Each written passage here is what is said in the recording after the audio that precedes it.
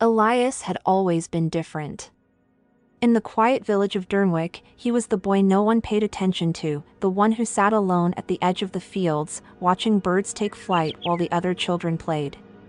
It wasn't that he didn't want to be a part of their world, he simply didn't know how. His parents had passed away when he was just a child, leaving him in the care of his reclusive uncle, a man who barely acknowledged his existence. Loneliness became Elias's only companion. He wandered through the village streets, unnoticed, his mind lost in dreams of adventure. He spent his nights staring at the stars, wondering if something greater was waiting for him beyond the horizon. Then, one fateful evening, the sky answered him. A streak of fire cut across the heavens, crashing into the earth beyond the village. The ground trembled, and a strange energy pulsed through the air. Elias, driven by an urge he couldn't explain, ran toward the source. What he found was unlike anything he had ever seen. At the center of a smoldering crater lay a stone, glowing with an eerie blue light. As he reached out and touched it, a whisper filled his mind. "You are chosen." A surge of power coursed through his body, sending waves of energy through his veins. The wind around him shifted, responding to his presence.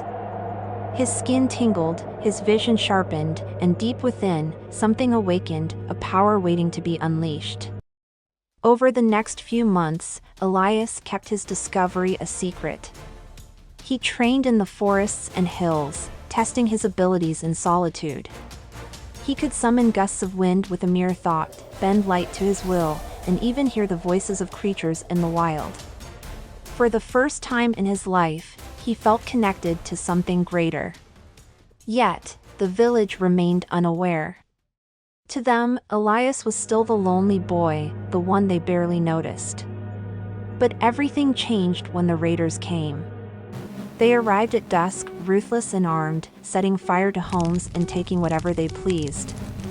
The villagers, unprepared and defenseless, had no chance. Fear gripped the town as chaos spread. That's when Elias stepped forward. The same boy they had ignored now stood in the village square, his eyes glowing with a power beyond human comprehension. With a single motion, he raised his hands, and the air itself answered. The winds roared, knocking the raiders off their feet.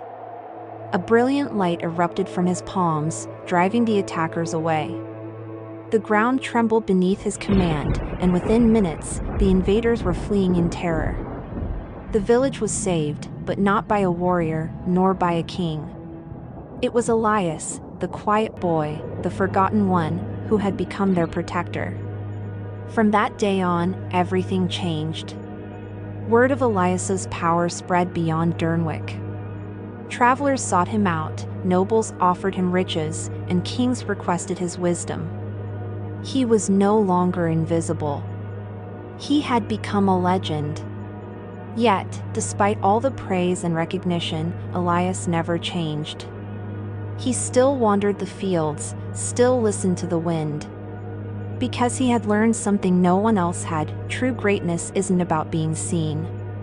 It's about what you do when no one is watching. And so, the lonely boy who had once been ignored became a legend, not for fame, but for the simple fact that he chose to stand when no one else would.